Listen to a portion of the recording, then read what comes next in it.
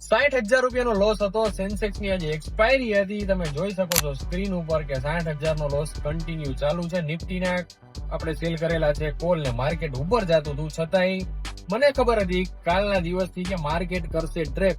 મેં position carry on કરી અને સેન્સેક્સ બેંકમાં લોસ બુક કર્યો ને બીજો સેન્સેક્સ નો 700 નો પુટ મેં લીધો 77,700 નો. આ પુટ ની અંદર આપણે 14,000 નો પ્રોફિટ બુક કર્યો.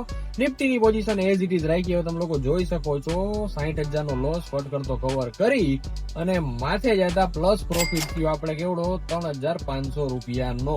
તો આ સિંગલ ડે માં વસ્તુ કરી ગયો વિથ ફરતા ટ્રાવેલિંગમાં. આજથી 3 વર્ષ પહેલા મારો પોતાનો એવો રૂલ હતો કે ટ્રાવેલિંગ દરમિયાન કોઈ પણ વાર ટ્રેડ કરવા નહીં. આજે લોસ ચાલુ હતો અને હું ટ્રાવેલ કરું છું અને લોસ કવર કર્યો.